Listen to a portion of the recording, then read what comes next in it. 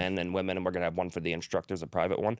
But there's not many spots that they're gonna have showers. Yeah. So it'll be like a nice, very cleanly and cool gym with good mat space, good environment, and some showers. Yeah, for you that'll dirty fucks out there. That'll be the spot to train. Yeah. So before we wrap up, I saw something funny, or I remembered before we came over here, I was googling some stuff, and I remember seeing I think it was a Bloody Elbow. They ran a story calling you, what was it, like a racist or a white nationalist or something? Oh yeah. Bloody Elbow is always the best. They always do they great wrote hit some stories pieces. on me too. Yeah.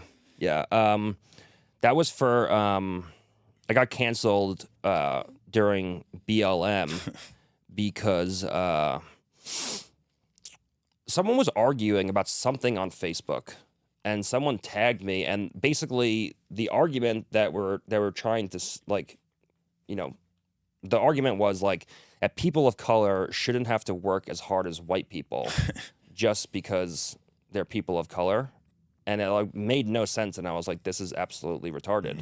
Like, the color of your skin means that, like, if you want to have success, work hard. It has nothing to do with the color of your skin. Exactly. Like your work ethic. And there is this rapper, Young Manny, who got a hold of this, and he started saying, and this was like right as people started to get canceled. So like everyone was like terrified of it.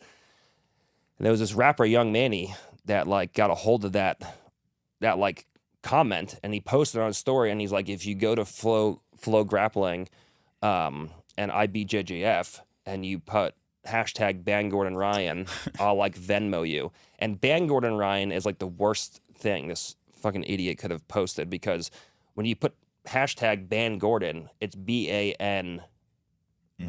So it looks like Bang Gordon Ryan instead of ban Gordon Ryan. Yeah. So I'm like, where is all this shit coming from? Because people were like tagging me. I'm like, where's all this shit coming from? So then I finally figured out it's this like little skinny rapper dude, Young Manny, who was posting this, and he's attacking me, and he thought that I was gonna like be like, oh my God, I'm so sorry, and apologize. And I just like laid into it 100 times harder. I'm like, you thought I was actually gonna fucking apologize to you? You look like a little skinny fat fucking lesbian. I'm like, I'm not fucking apologizing to you. I'm like, I'll say whatever the fuck I want.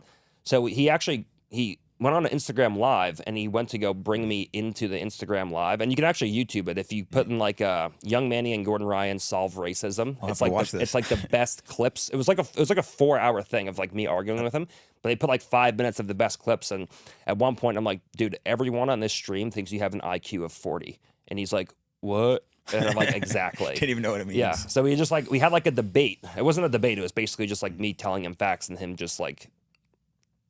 And then he started. So then he couldn't debate me on actual statistics. So then he started telling me I was poor. And then he's like, you see that? He's like, look at that Corvette, and it's like a picture of a Corvette on YouTube. And I'm like, oh hey, you want to see a Corvette? There's one in my fucking garage right now. So then he started calling me poor. So we started arguing about that. So I douched him on that because he doesn't have any money.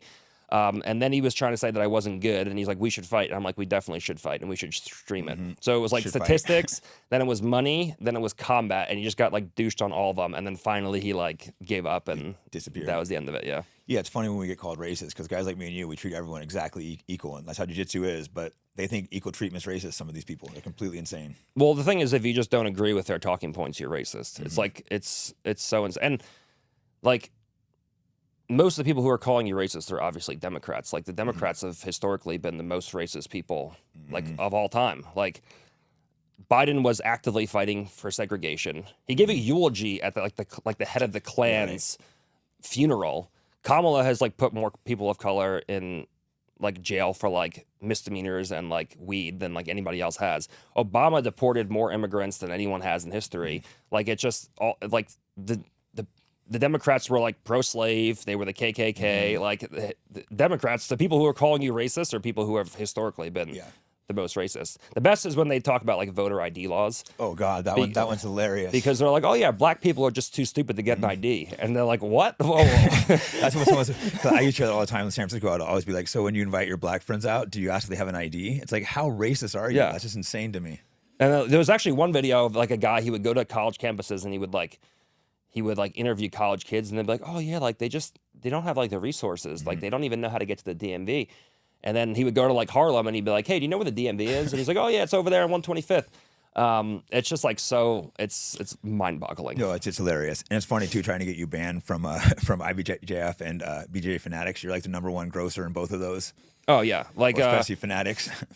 Fanatics just like laughed at it. They're like, first of all, he didn't say anything racist, and then number two, like, we're not here to like we're like not like the morality police. Like, we're here to sell instructionals. Yeah, it's Like, martial we're- arts. yeah, we don't really like, care we're- someone's views. That's yeah. that's up to you. And dude, that's what I love about Dana.